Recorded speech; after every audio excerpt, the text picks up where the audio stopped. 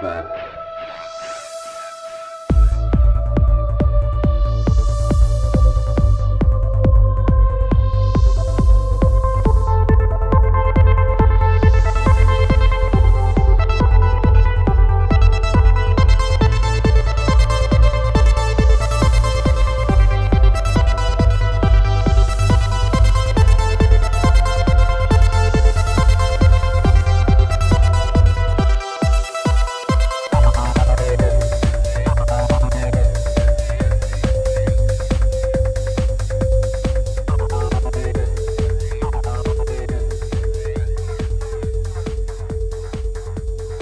What's up, everybody? Another episode of Ripple Effect Podcast. Damn it, I always have a hard time saying the title of my own podcast. The Ripple Effect Podcast. Welcome. I'm your host, Ricardo Varendes. And today we have best-selling author T.J. English. He's written books like Havana Nocturne, The Westies, Paddywhacked, Where the Bodies Were Buried, Born to Kill, The Savage City, and his newest book, The Corporation, an epic story of the Cuban-American underworld. And really interesting researcher and journalist and author. He really goes really deep into these stories and gives you an unbiased perspective and historical perspective that I really haven't seen from anybody else who writes about organized crime. And he's recently been on the podcast with Joe Rogan and Joey Diaz, and I highly recommend you guys going back and checking out those interviews. Really fun and super in-depth interviews and conversations.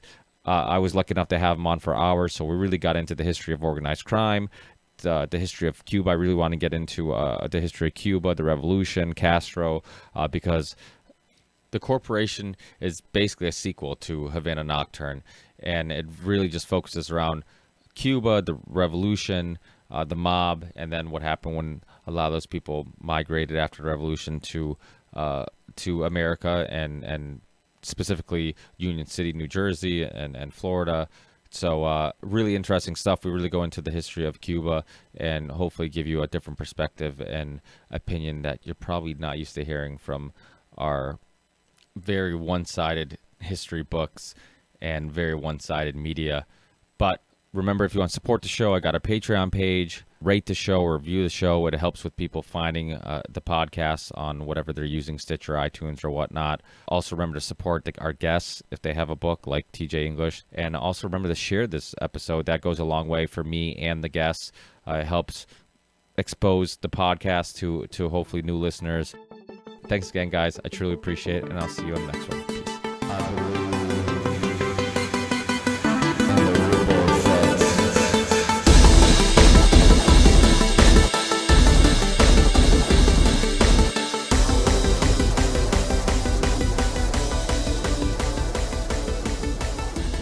Well, thanks for being with me. I really appreciate it. I'm a huge fan. I love the fact that you focus on. It's funny because growing up, I had Italian friends that would talk about the mob and all this stuff, and it never seemed that interesting to me because it just seemed like, there's stories about gangsters or whatever. But you really took the cultural stories and the stories about specific individuals and how it had an effect on politics and culture. And your newest book, The Corporation, you had an amazing interview with Joe Rogan and Coco Joey Diaz. Great interview. Just really went in depth and talked about how important the Bay of Pigs was. There's so many political things and the Cuban exile and so many other things that were happening. And I also like the fact that you emphasized that a lot of what we're told in the news is just a partial part of the story. And usually not the whole story. And like you said, usually it's only 30 years later or longer when the real story comes out and you know what really happened historically. So I think that's really important because with all the chaos happening constantly in the news today, I think people need to kind of just be reminded of that there's always more behind the curtain than meets the eye.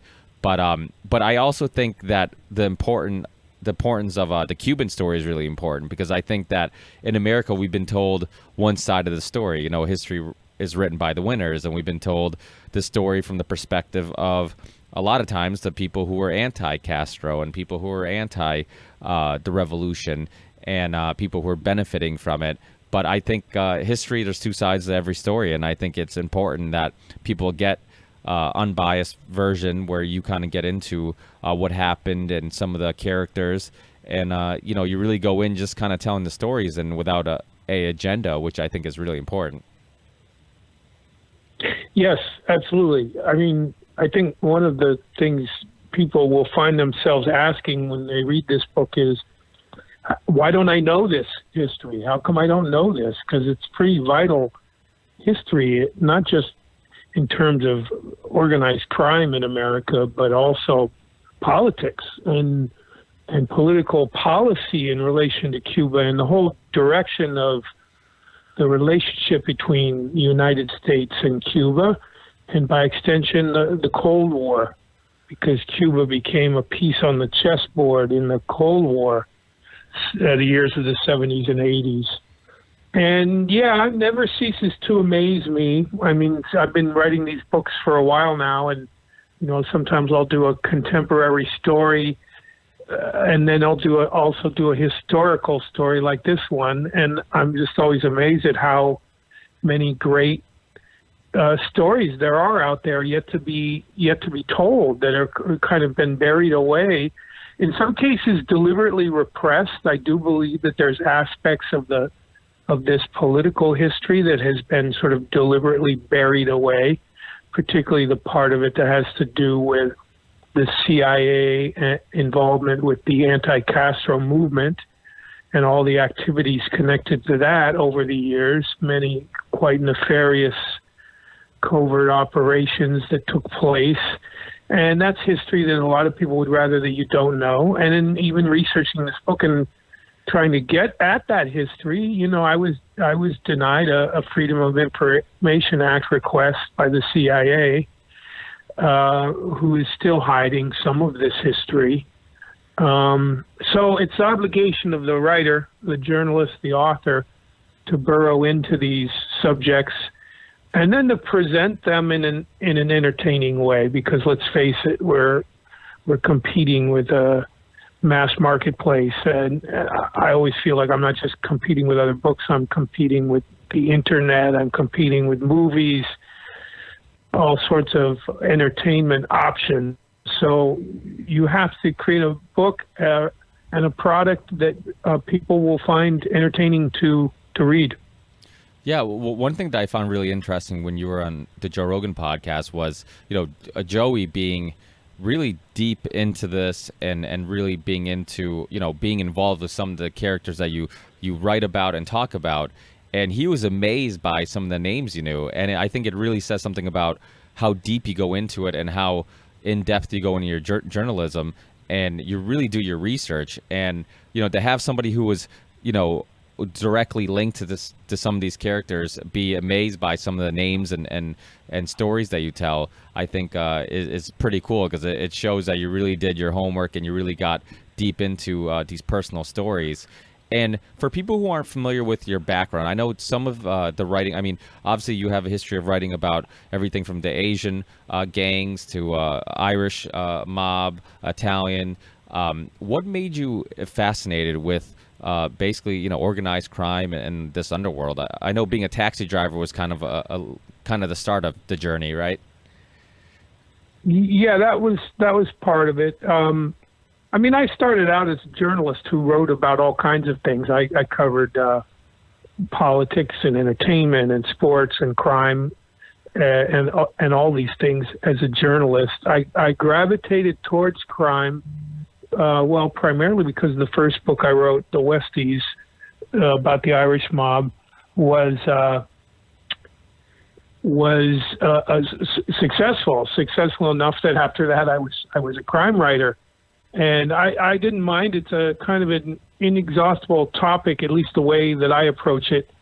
To me, it's like writing about society, the United States of America, and how it works or how it doesn't work.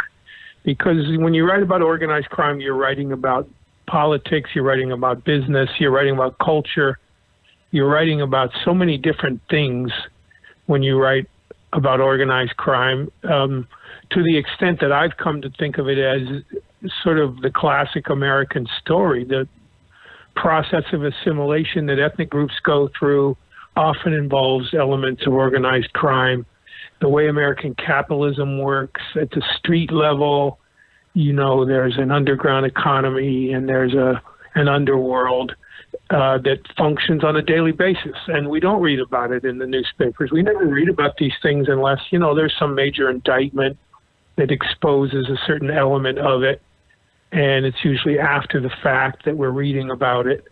And so it's a fascinating universe that's out there functioning on a regular basis. And it's a big challenge for a writer to find a way into these stories to be able to write about it. But, as for Joey Diaz, I think it was kind of a shock for him, because this was subject matter he never thought he'd see written about in a book. And that's true of a lot of people who were connected to this particular story of the corporation and the Cuban American underworld. This was something that was kept secret, even sort of within the community, within families. These are things you just didn't talk about. And so that's the challenge for the writer, to burrow into these subjects that are unexplored, and then find a way to get it into a book in a way that's readable. Yeah, absolutely. And The Corporation is kind of like a sequel, I guess, to Havana Nocturne, which goes into the mob and I think all the things that are going on in Havana, because I think a lot of people know about the Cuban Missile Crisis. A lot of people know about Fidel and the revolution and, the dislike from the U.S. Of Fidel. But a lot of people don't know what was going on beforehand, that the fact that Batista took over with a military coup and that Havana basically became just a tourist spot for foreigners, and all the Cuban people were kind of screwed and not making money, and really that was some of the motivation for the revolution. And I think that's a really important part of history because, it seems like a lot of people in America, because you get a lot of the Cubans that left Cuba that came here because of their dislike of Fidel, that you really don't see the other perspective. And do you find that that's important to kind of tell both sides of that story? Well, it's a difficult subject to write about, the Cuban Revolution, because people come down on one side or the other, pro-Castro in the revolution or anti-Castro, and there's a dividing line, and people died because of that dividing line. And so the emotion is strong, the feelings about it are very strong. And if you write about it, and you're not significantly anti-Castro, then they're going to come after you. And if you're not significantly pro-Castro, they're going to come after you. So it's a touchy subject. Havana Nocturne was a book, I think, that walked that line pretty well. I try to write everything I try to write, which often deals with politics. I try to do it from a non-ideological point of view. I'm not peddling a political agenda or an ideological agenda on the left or on the right. And I think that's really important to tell, to deal with history at all, to try to present history in any kind of objective way. And so, yes, that history was a really important history in terms of how it fueled what eventually turned out to be the Cuban Revolution. And then all the decades that followed, because really the story of the corporation, as you rightly say, is like a sequel to that previous book, Havana Nocturne. This story really is about the consequences of the revolution, how that all played out over the next 30 or 40 years in the United States. Because although the corporation was a criminal enterprise, the leader of that organization and many of the members never gave up this dream of killing Fidel Castro and taking back Cuba. So that was a motivating principle for them and kind of a noble cause, the way they saw it as a noble cause.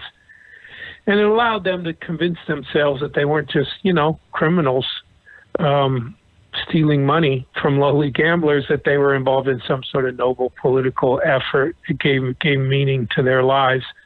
And so this is all really interesting history that makes this so much more than just a gangster story. Did you find that because you've obviously traveled to Cuba quite a bit, investigating for and doing research for both these books.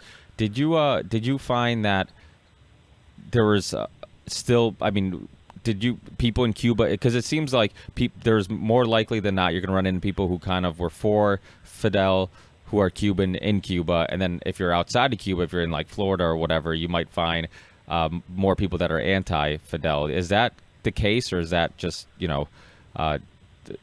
sure, there a mixture?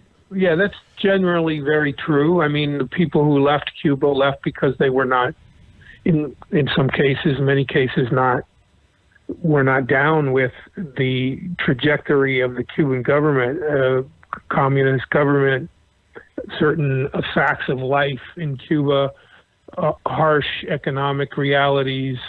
So they chose to leave. You're not able to vote Castro out of office. There's no real legitimate free voting there. So you really were faced with two options: to try to take Castro out, or take him down, or leave and try to find a life somewhere else.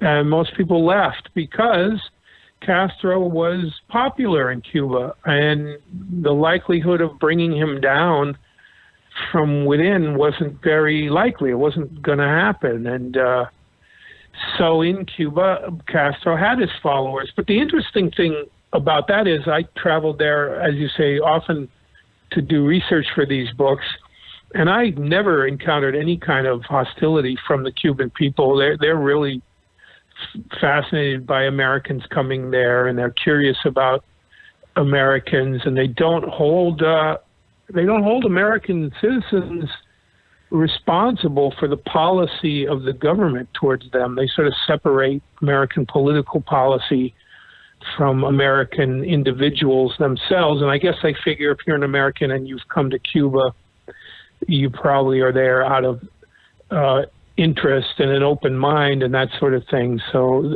they wind up being very open-minded also.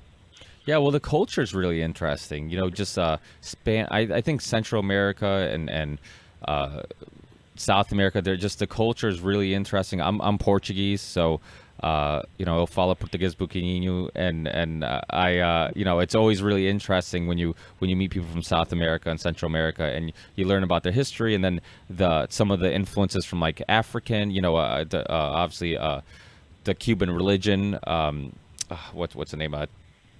Now I'm forgetting. Santeria. Yeah, Santeria. Yeah, having the African influence and stuff, and all that stuff, and the music. I know you're a big music fan. I'm also a musician and guitarist. Yes. So I've always been a fan of just Latin guitar playing and all that stuff is really interesting. And I know you talked about how you fell in love with the culture and you fell in love with the country. I can see how you could do that, because it seems, there's something about the priorities of the country, even though, like you said, you can't vote Castro out, but people think that, that's just a great argument on why Fidel is such a bad person. Well, people forget that before he was in power, when Batista was in, that was also a dictatorship. So it's not like Fidel took down a democracy and then it turned into this dictatorship. It was a dictatorship prior to him. And but it is interesting when you hear about how you can't vote Fidel out or whatnot, but there's also a lot of other interesting things, like Fidel's relationship with other revolutions all over the world, in South Africa and so many other places, Angola, I believe. And it's really interesting how a lot of other countries and a lot of other people look at him in a very positive light. Yeah, of course. The United States government has its view of Cuba and Castro, and we've been fed that line for the last 40 years or so. And the rest of the world has quite a different view of it. And, I'm not here to make an argument pro or con about Castro. I've just become fascinated with that culture over the years for many of the reasons you just mentioned. And part of what's interesting about it to me is also the fact that we're really talking about two cultures. We're talking about the Cuban culture of Cuba, and then we're talking about the Cuban American experience, which is what I'm writing about in this new book. we're talking about the exiles, Cuban exiles, those who either chose to leave as soon as Castro came into power or were forced off the island as soon as Castro came into power, and many of them were. There was a lot of hostilities there about whether you were a supporter or not of the revolution. And then when it was revealed that that it would be a communist government, and they would form a relationship with the Soviet Union, a lot of Cubans saw this as a betrayal. Many Cubans who were sympathetic to the revolution saw this as a betrayal and left Cuba for that reason, because they did not want to be in a communist country. And so they formed their own culture here in the United States. And anyone who's been to Miami or South Florida can see the impact that wave of Cuban exiles, which started in the early 60s and really continued for the next 40 years, how that transformed South Florida, Miami, the state of Florida, the state of New Jersey. A lot of what I write about in this book is the Cuban community in Union City, New Jersey, and the impact that it had on the New York City area. So we're talking about a totally separate Cuban-American culture with, of course, many of the same traits, the Afro-Cuban music and the cuisine and all the traditions that were brought from Cuba to their new life in the United States. But the difference, of course, is political. The political point of view and political attitudes were diametrically opposed and led to a kind of dirty, covert war that took place between the anti-Castro exile militants, who were often operating in connection with the CIA, and those who were sympathetic to Castro and the Castro government. And this was a covert war that existed for close to half a century. Yeah, I mean, anybody who's investigated JFK assassination, I've done quite a few podcasts on it. I mean, you'll run into Cuban names and people who were, Cuban exiles, and it seems really interesting how that incident, what happened in during the revolution, how that affected so many other big political things, like the Bay of Pigs, which was a huge deal and got Allen Dulles fired, and headed CIA, and it's and then all the terrorist groups. That's the other thing, that there was a lot of terror. There's bombings in Cuba, killing innocent people. I think hotel bombings and stuff like that were linked to the CIA. And it's like that saying, one person's freedom fighter is another person's terrorist. It's all about perspective. What side are you on, right? And yes, yeah. So that's no, absolutely. You can follow a narrative thread from the Bay of Pigs invasion, 1961, all the way through for the next 40 years of Cuban exiles in the United States being used often by the CIA, sometimes on independent operations of their own. And much of it intersects with some key events in American political history. The Watergate burglary. The 5 out of 7 of the men who broke into the Watergate, the plumbers, were Cuban exiles. 4 of them had been veterans of the Bay of Pigs invasion. The CIA agent who recruited the Watergate burglars, E. Howard Hunt, had been one of the architects of the Bay of Pigs invasion. The way he recruited Cubans to do that burglary and other covert operations was by telling them, go do this burglary for us, and then we go get Fidel. Go do this operation for us, and then we go get Fidel. Everything for the Cubans was based on the dream that it was all leading somehow to the overthrow of Castro. And certain people in the U.S. government and the CIA found it easy to manipulate the Cubans along those lines. So things like that, all these assassinations, political assassinations in the 70s and 80s.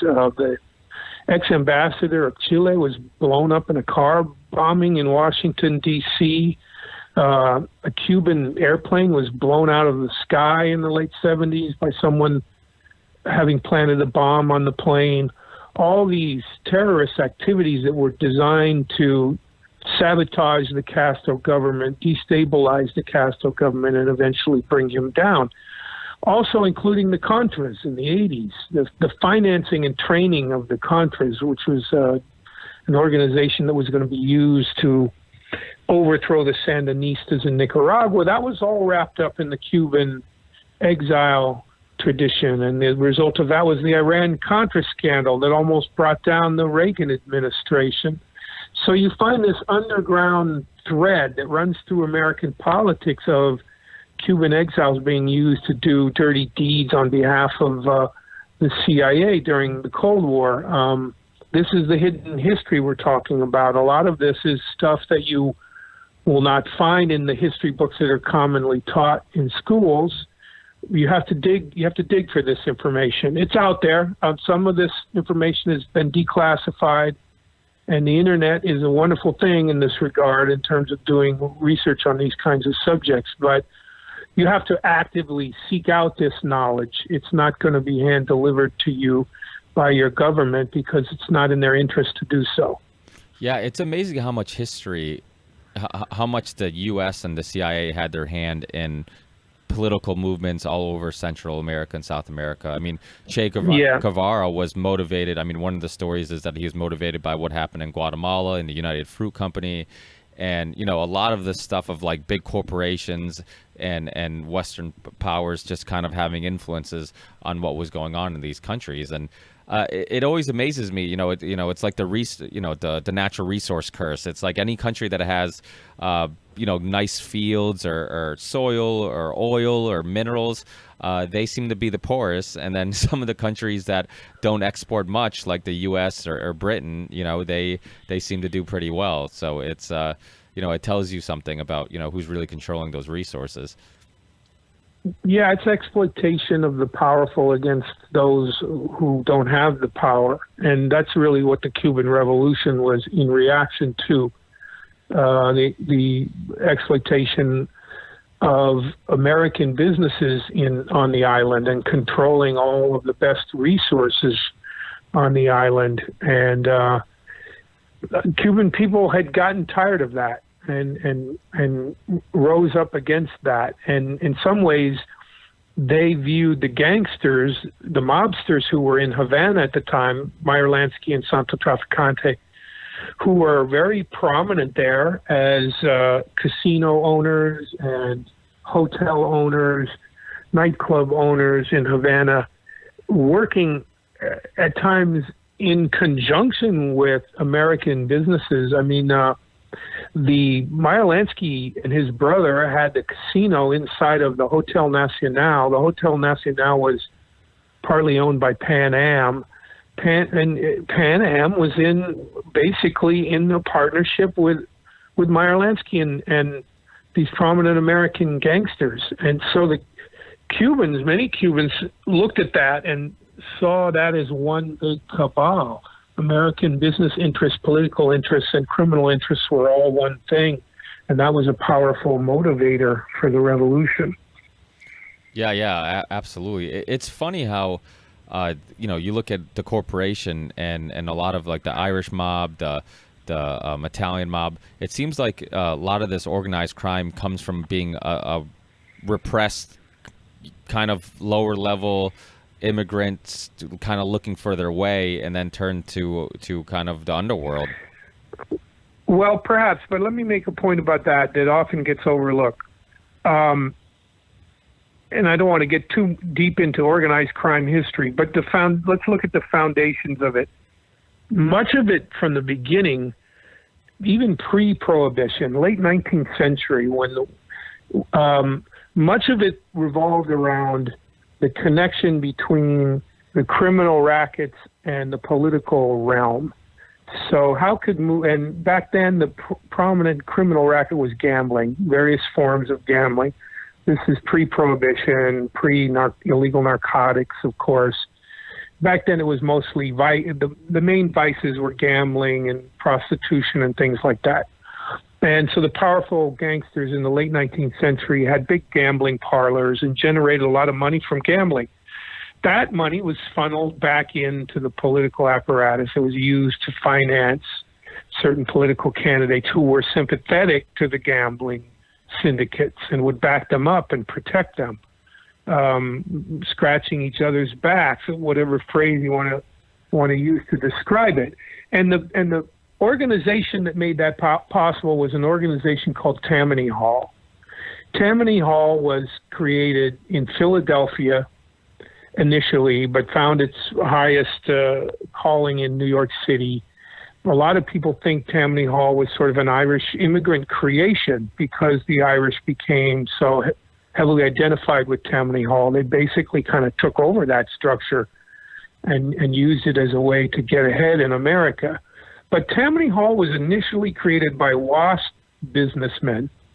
The idea was to create a business collective so that these businessmen would have control over the political system, that they could exert influence over who got elected, and people who got elected would be in their interests. And it was always sort of understood that this would be money from gambling syndicates that would come into Tammany Hall, and that would be used to control the political apparatus on behalf of the white Anglo-Saxon Protestant. It wasn't an ethnic thing at all. What happened is when the Irish potato famine occurred and waves of desperate Irish immigrants came to the United States, really the first immigrant wave, the first refugee wave to hit the United States, a lot of Irish immigrants and refugees plugged themselves into this political system and went to work for Tammany Hall and, delivering votes on election day and using muscle to intimidate people to support their political candidate. And so now it did become part of the immigrant assimilation process. The Irish kind of took it over and made it their own. And later generations of Italians and Jews and Poles and Greeks and Germans all plugged into this system. And to this day, this is still sort of the process of assimilation in the United States. Immigrant groups come here with nothing and create communities. And unfortunately, sometimes there's exploitation within their own community of their own. That's one of the first stages of this organized crime process. And then it expands and they start to get some of their own people in political office. And so this is just the process that immigrant groups go through to become full-fledged Americans. And it's very violent, and it's rough, and it's tough, and at the street level, it's raw and it's ugly. And anyone who knows of it or has experienced it or even knows about it knows that there's something very American about this. It's kind of the American story, the American capitalism, using the economic system as a way to try to get ahead, to create an avenue towards power for yourself and your own people. It's a very American story. I think that's why these stories of organized crime and gangsterism are very popular with Americans, because they just hit a chord. People, I think, recognize that this is very central to understanding the American experience. Yeah, that's really interesting. I've never heard that perspective on, kind of the history of organized crime. That's really interesting. Yeah, that's I think it's absolutely true. I think, you look at it, it definitely is a part of, the weird thing about immigrants, I always feel, is that they always want to shut the door behind them, right? We're all immigrants. I'm born in Portugal. You're Irish, and it's like you see a lot of people who, once they get here, they want to shut the door to the immigrants coming in behind them. So I think it's it's important that we remember nationalism and all that stuff. Even though I guess there's pros and cons to that, we can't forget that we all came here because we wanted the same things. We wanted opportunity or whatnot. But to get into your new book, The Corporation, which I think is a really interesting story and focuses on Jose Miguel Battle and the lottery, the numbers, and all that, and how these guys, a lot of these guys started their own, these mobsters and gangsters came to the U.S. and started their own little culture and society, and the lottery at the time was illegal at the time, right? Yes. Latinos refer to it as bolita. It's basically betting the number, which is an activity that's been around in the United States for, 150 years at least, probably longer. I imagine the cavemen did some version of this. Yeah. It's such a simple thing. It's you bet on a three number combination, and they make it real cheap. They refer to it as poor man's gambling because you can bet a nickel or dime or $10,000 on the number, and it is basically just a lottery, which is now legal in most states. But it used to be illegal, and it was controlled by organized crime, and it was an incredibly profitable criminal racket. And law enforcement kind of didn't bother with it much because it was viewed as a victimless crime. It wasn't like narcotics where you would have a lot of ugly violence associated with it. At least that was how it had been up until the corporation came along, because the corporation did become a very violent organization. But it was hugely popular, and it was also a cultural, within Latino community, this was kind of a cultural endeavor. It wasn't seen as, organized crime. It wasn't viewed as some sort of horrible criminal thing. People who bet the number, little old ladies bet the number, the parish priest bets the number, off-duty cops bet the number, and they don't like to think they're engaging in organized crime activity when they bet the number. So it's always made to appear very benign. You go bet the number at a corner bodega or a auto garage or someplace that's designated for you to go in and make your bet. Cops are usually bought. The local police precinct is usually bought off so that they don't raid it or don't bother the operation. Wouldn't they actually... Politicians are in on it. The system is sort of in on it. And that's the way it was for many years. Jose Miguel Batlle very wisely and smartly recognized that in the wake of the Cuban Revolution, there was going to be tens of thousands, hundreds of thousands of Cubans coming into the United States, and a lot of them like to bet. And so he approached the mafia, the Italian mafia, very early on in the mid-1960s and said, look, let's form a partnership. You let us run it, and we'll make sure you get your piece of the pie, and we'll all get rich together, which is pretty much what happened. Yeah. And it was, you were talking about the police officers. Wouldn't they even help transport the money? They would have... Yeah, that's... And for people who... So if people are listening to this and they don't understand how they came up with the numbers, and... what were the numbers? How did they come up with those 3 digits, and how do they decide what were the numbers of the day? And it was daily, right? It was a daily thing, and the number was determined by the total mutual handle at the local racetrack. So whatever the betting totals were for that day at the racetrack, they're printed every day in the newspaper. And the number would be the last 3 numbers of that number. So that was usually, a 6-figure number.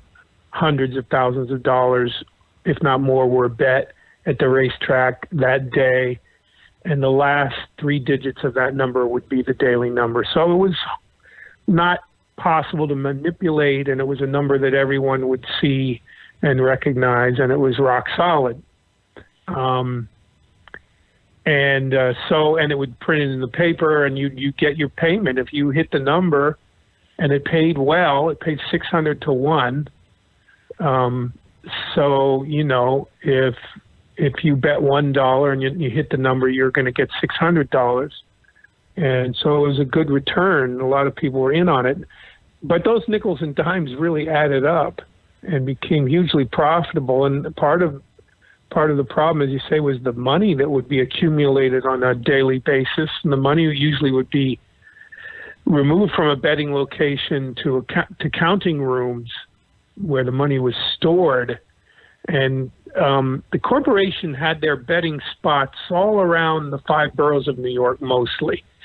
That's where the money was made. There probably were somewhere between 200 and 300 betting spots, bolita spots around New York on a daily basis. And so the money would be collected from all these places and brought to central counting locations. And so, getting the money from point A to point B was often problematic. And what happened in New York, the police were so in on it that they had a police escort as they would take the money to the tunnel from New York into New Jersey. And then on the New Jersey side, New Jersey police would meet the cortege of cars and give them an escort to the location that was usually in New Jersey.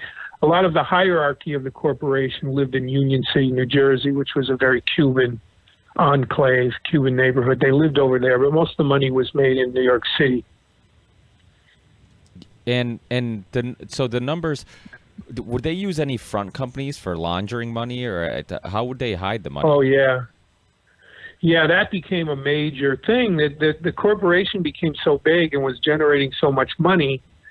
Eventually, Jose Miguel Battle and some of the high-ranking people of the organization moved down to Miami, to South Florida, and they lived down there. But the operation was still taking place mostly in New York. That's where the money was being made. And so down in South Florida, Battle Jr., Battle's son, was the one who created this very elaborate multi-leveled corporate structure for laundering the money.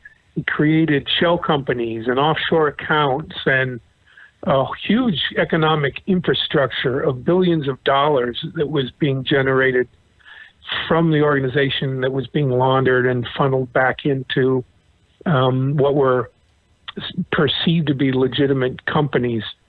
So that this thing, the corporation, was truly that. It became a corporation, a large multi-leveled corporation. In some ways, it got too big for Jose Miguel Battle. Jose Miguel Battle was kind of a street thug who had risen to the level of a mob boss. He had very violent tendencies.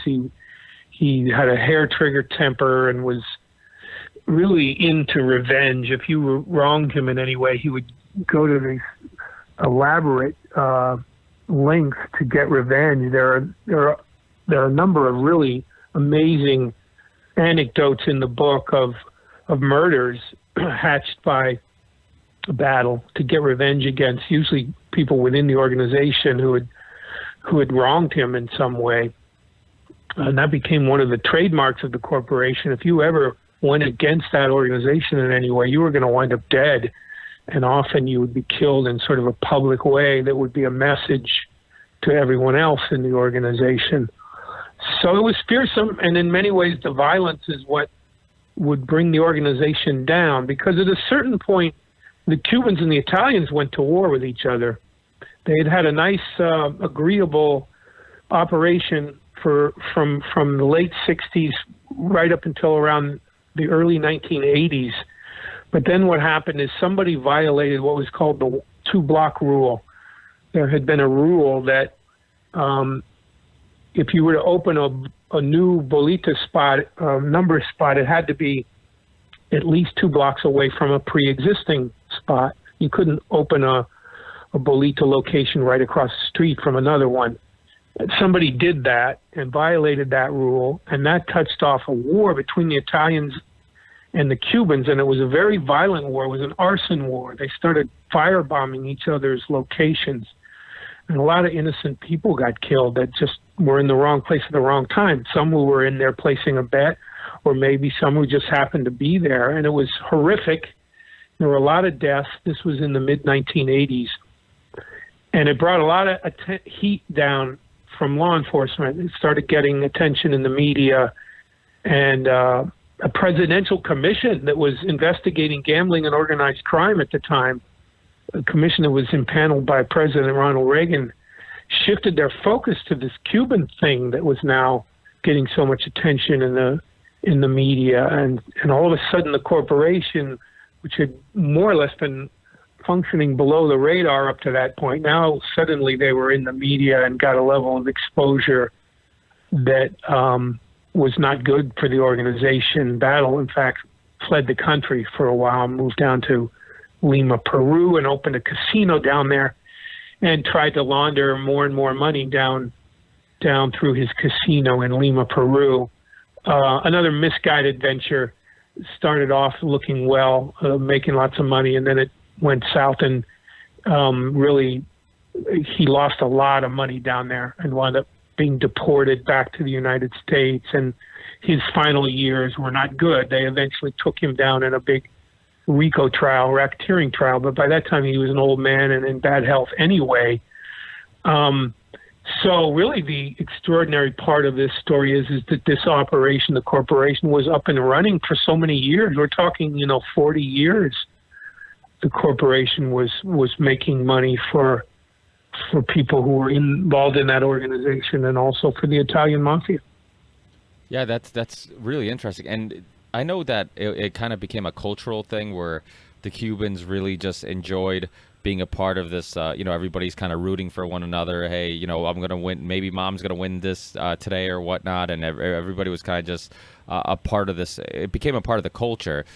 Did it continue even after? I mean, how long did it continue for? Does this still continue? Maybe in maybe a smaller size?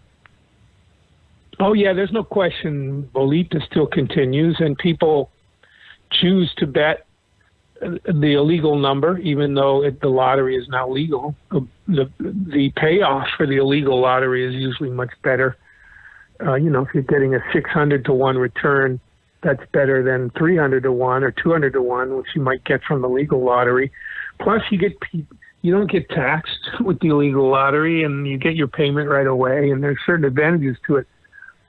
Yeah, it still exists on a much smaller scale. There's no overriding organization like the corporation that kind of controls it all and turns it into a smooth running machine, so that money is being generated to the degree that it was back in the 70s and 80s and 90s.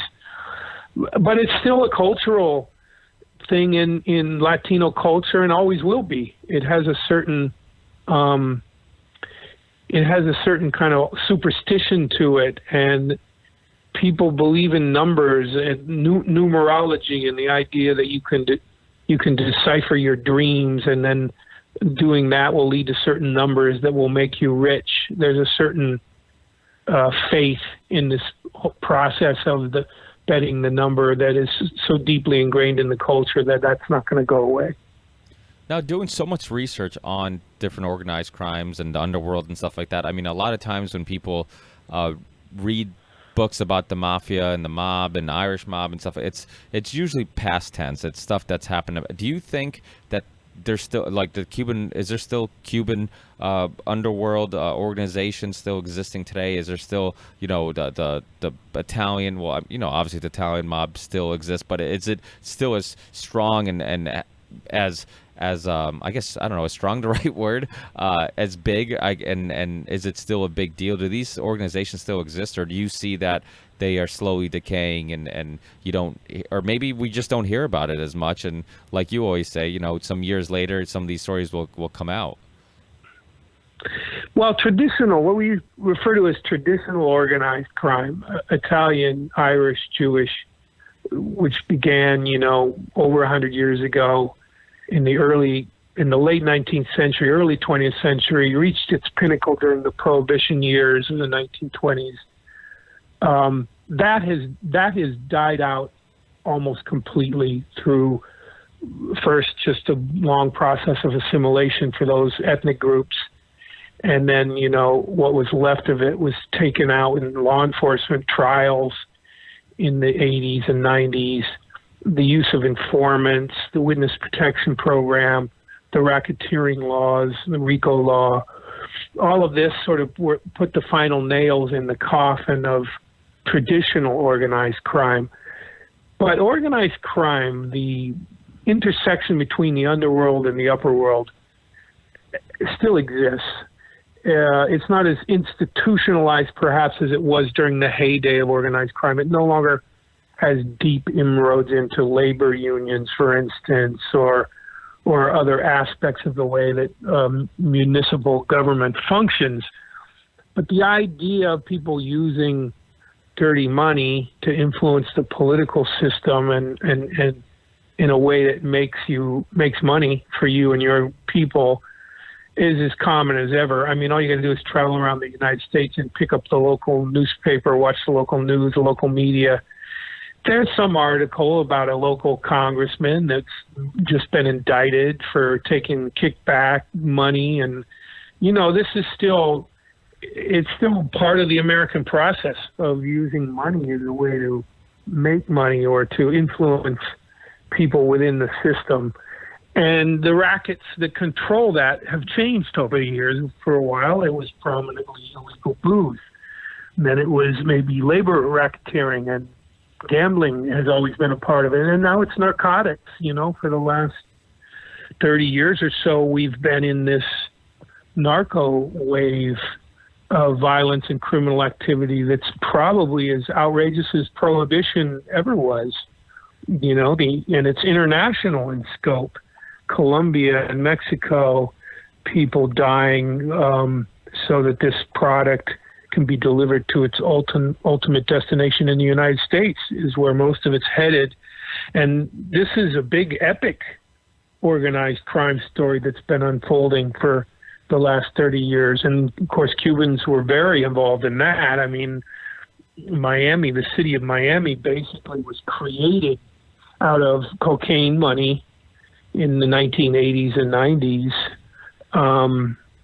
And so recent ethnic groups, Chinese, Mexican, Jamaican, Dominican, get caught up in versions of this story that are remarkably similar to the stories of the Irish and the Italians and the Jews of 100 years ago.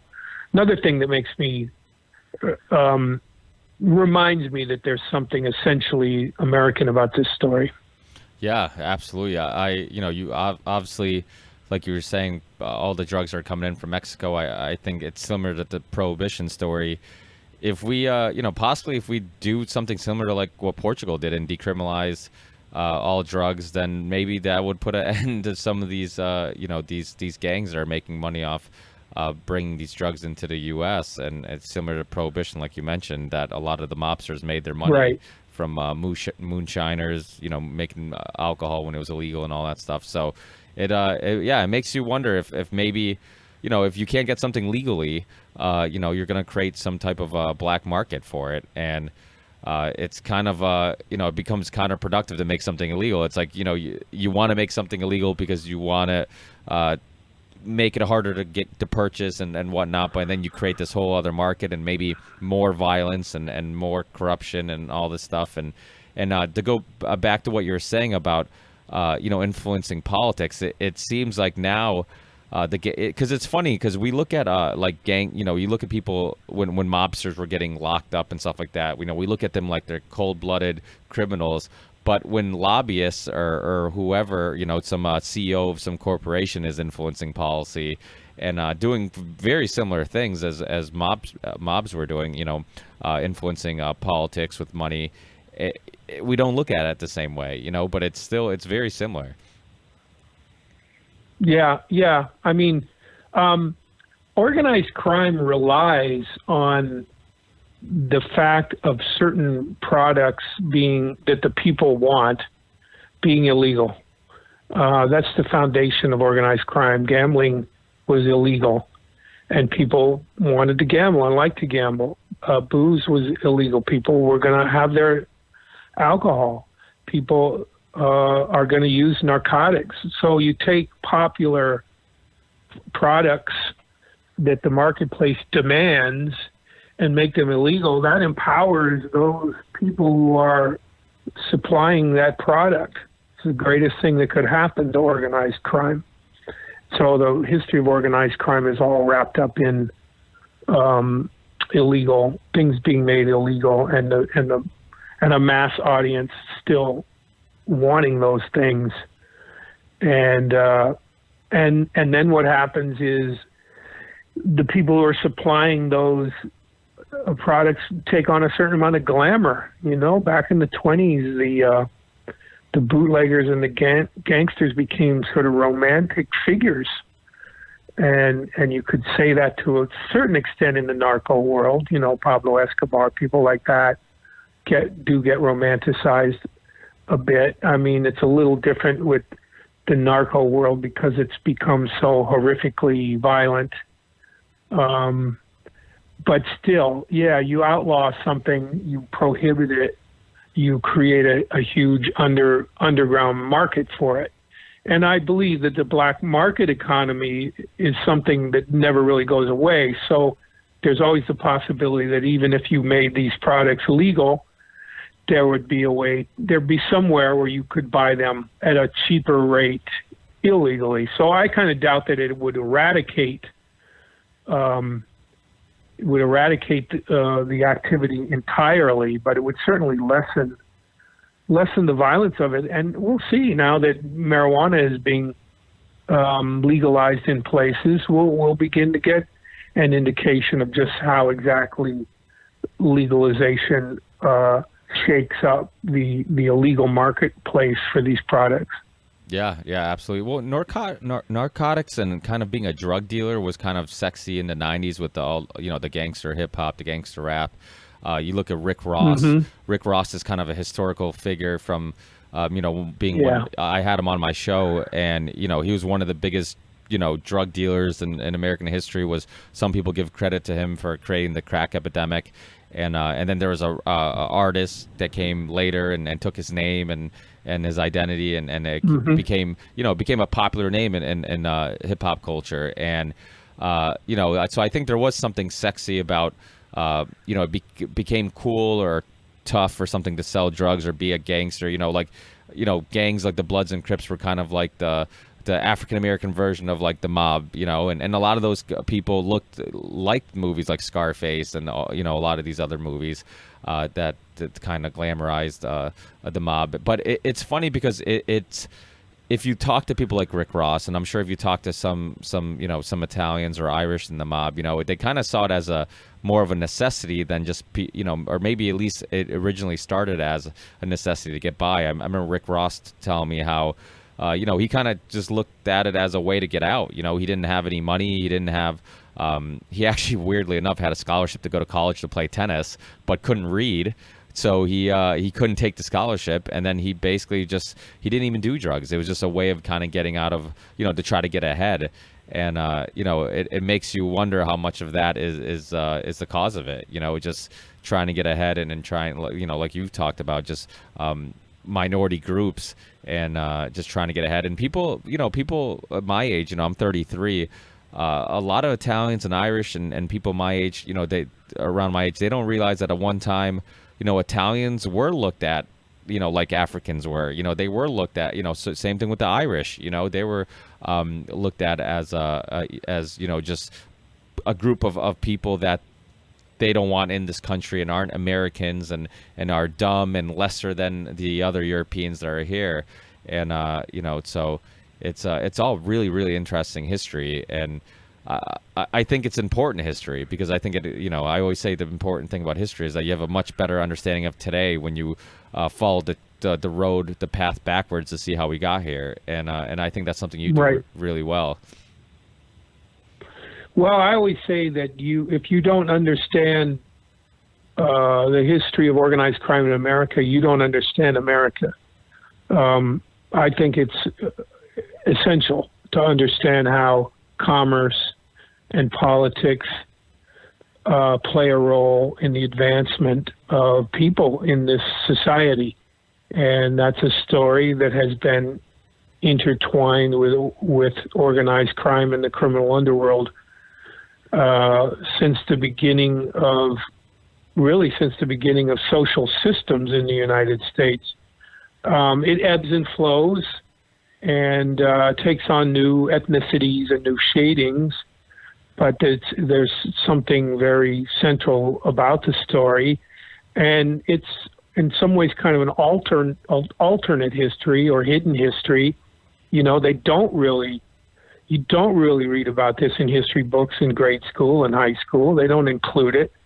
The official history books are all about wars and elections and public events and how these public events shape the course of human history. But there's this underbelly. Lift up the carpet, look under the rug, and there's a whole other universe of stories to be told. And from a writing point of view, this is fascinating, fascinating stuff. Because, I've always been trained to believe that it's the job of the journalist, the job of the writer, to tell these stories that aren't regularly told. Yeah. To get at those stories. And I think journalism is kind of a lost art. You don't see too much of it anymore, and people who are, and that's why in the well, now it's all ideological now. It's all people pushing a political agenda, either the right or the left, and so you can't really trust it. Yep. Because it's motivated by an agenda, and so if you want to understand anything now, you have to read it and take it in from a bunch of different sources, and then sort of suss it all out and arrive at your own conclusion. The idea of one trustworthy source that you could go to that was objective and wasn't so ideological, that doesn't seem to exist anymore. Yeah, no, you're absolutely right. I think that's a huge issue. I think, there's something nice about still physically getting a book, and somebody like yourself who writes these books and spends years researching them and whatnot. These historical stories, I've almost been I'm almost done with current events because it's like there's so much going on and it takes so much time. Most of the time, I have friends of mine, they know I do a podcast. They'll ask me my opinion on what's going on in the world. And I'm like, I need time to analyze this because there's so many conflicting stories and you never know what's true and what's not true and what's going on, that you almost need to wait till the smoke settles where you can where it's like, okay, everybody's done trying to sell me the propaganda and whatever side that they want me to jump on. And now I can kind of just filter out the bullshit and try to get to the facts. But like you said, it gets harder and harder. And it's funny because the internet was initially it was what made it easier. I mean, I out of high school, I started working full time, typical Portuguese person, and then started working concrete and doing flat work and doing concrete work. And the internet and podcasts and documentaries and books were kind of like my way of kind of still staying informed and learning about history and stuff. And I love the internet because I could get exposed to people like yourself and see interviews and find new authors and new books and whatnot. And then but now it's gotten to the point where just like even the internet can be controlled. And all that stuff that's going on with Facebook and controlling what you're seeing and what you're not seeing and all that stuff. So it makes it really hard and to really get good information. But it almost seems like it's almost easier just to kind of look at historical stories and stuff that happened 30 years ago that they don't really have. Nobody's really gonna basically have a reason to kind of lie about it, that something that happened 30 or 40 years ago. But, that's not true either because, they're still hiding things about the JFK assassination. And then, like you said, the CIA was still not releasing information on, to you to do research for your book. And what is that? Do you think that has a lot to do with just? You would assume a lot of these people have either passed away or couldn't get in trouble for anything. Why did you find issue with getting information? And did you ever get so close to a story or a person that you kind of got worried about your own well-being? No, I wouldn't say so. I usually go through a process of making contact with somebody or gaining information. I don't put myself in harm's way. There's a way to go about doing these things, and in some cases, I have not pursued something because it just seemed too difficult or dangerous to do it. The government specifically still classifies information about stuff related to the Cold War and all kinds of dirty stuff that the United States government authorized and did in the interests of the Cold War with the Soviet Union. There's still probably a lot to be revealed about that. But in terms of the larger point you were making about information and gathering of information, I'm somewhat pleased to see that books are hanging in there. In the last 10 or 15 years, so many things, information sources or entertainment sources or the arts that were near and dear to us, like newspapers and magazines and the music industry entirely, have kind of gone by the wayside. The modern technology has wiped them out. And it kind of seemed that maybe was going to happen with books when ebooks came on the scene, because all of a sudden digital books would be available, and that would just wipe out the financial structure that made it possible for people like me to write the kind of books that I write, that are very labor intensive and take years to research and write. But books seem to be hanging in there. I think I don't think books are by any means a mass market thing, but there's enough of a market for books still that people still honor the tradition of purchasing a book and taking however many hours it takes to read a book. It's really quite a commitment. It's sort of old-fashioned to buy and read a book. It goes against the grain of short attention span culture that we all live in now. So I'm encouraged by that. I think people realize that there's something about books, the all-immersive aspect of a book, and the depth of research that goes into it, the depth of knowledge, that you're entering into a partnership with the creator of it, by which information is passed on that is quite profound and unique and still has the same power that it's always had, even though modern technology has changed so much about the landscape of disseminating information. Well, I seem to hold on to information better when I'm reading a book. I almost feel like you're starting to see, like you're talking about music. Records, for example, kind of made a little bit of a comeback. Having, a record player, and actually, bands and artists were releasing actual records of their music, and cigars and bourbons. I'm big into cigars and whiskey, and to me, you're starting to see younger people get into it, and you're seeing.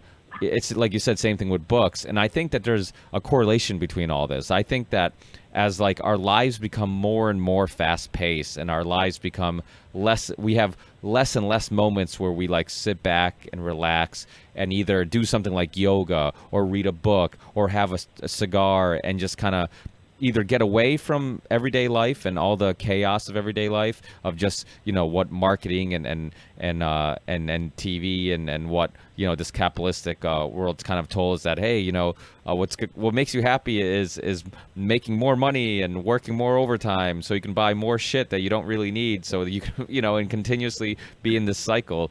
I think that people are kind of holding on. They realize that there's something that is really nice about maybe picking up a book and kind of forgetting about all that, and kind of it becomes a sense of therapy. It becomes a sense of getting away. I think yoga, I have a friend of mine that's huge into yoga, and I told him the same thing. I think one of the reasons why it became really popular is because this idea of leave all your problems and leave everything at the door. When you're in here, you're focusing on this one thing. And I think that's why people really should do hobbies. People should do things like write. I'm sure as a journalist and as a writer, you probably get a real enjoyment out of writing and just focusing on the story or your work and using your imagination and creativity, because so much of our day we're just these robots that are stuck in routines, and we don't imagine and we don't think, and it's really interesting. I think it's really important to do those things, and I think people would be much happier if they did. Well, to me, it's all about the how you go about acquiring knowledge, and there's just certain things with books. I mean, how I don't think there's any other form that you could have told the story of the corporation in all its magnitude and all its many layers other than a book. I mean, how else could you do it? I suppose maybe a mini series on television, but even then, I don't think you would get all the details and facts and little alleyways that you go down with a book. It just happens to be a form that makes it possible to absorb a wide breadth of information, and also to comprehend, to develop a level of comprehension about what it is that you're reading about, and there's nothing else that comes close to it. So if people still value that, if the acquiring of knowledge and having knowledge is still a valuable thing in our culture, then I think we're in good shape. I do worry about that sometimes. I mean, we have a president that has no knowledge and in his brain and places no value on knowledge, the accumulation of knowledge. A man who's, I don't know, I find it hard to believe that he's ever read a book in his life.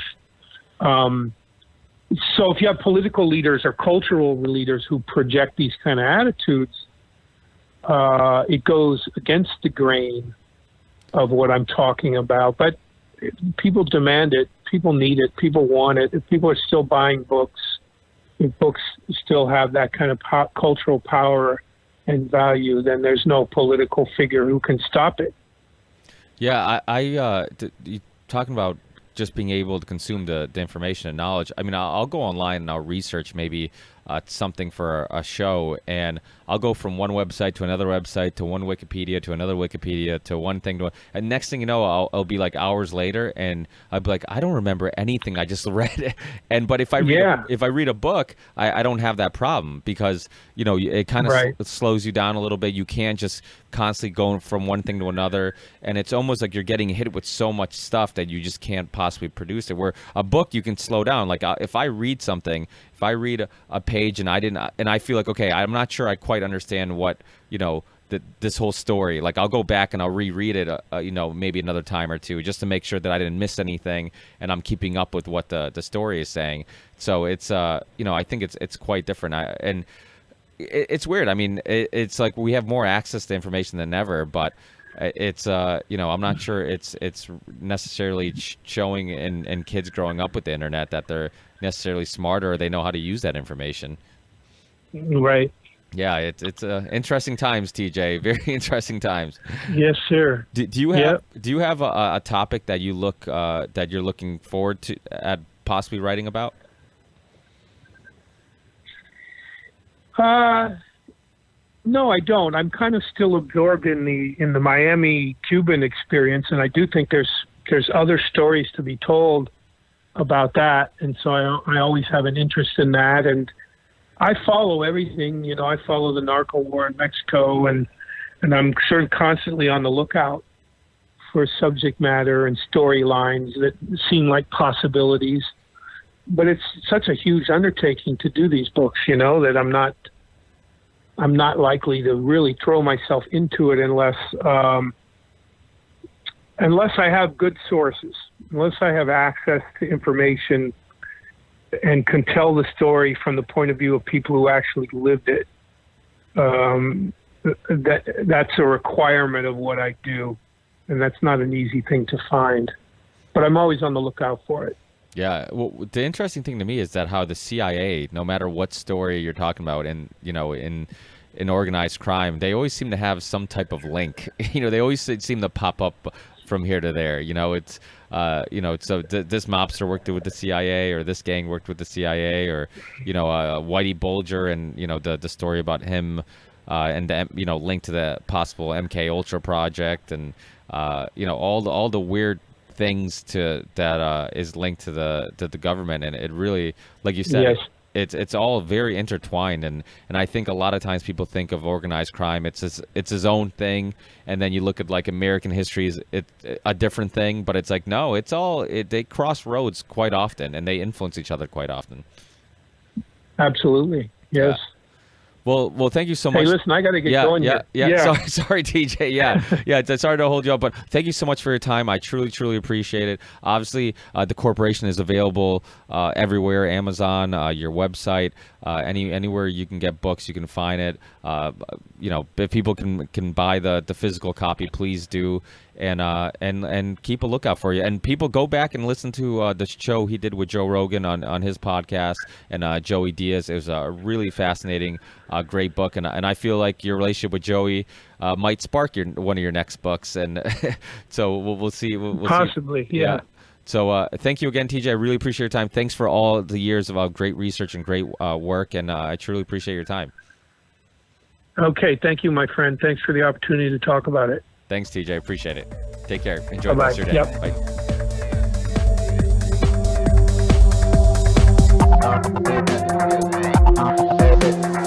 Believe in the ripple effect.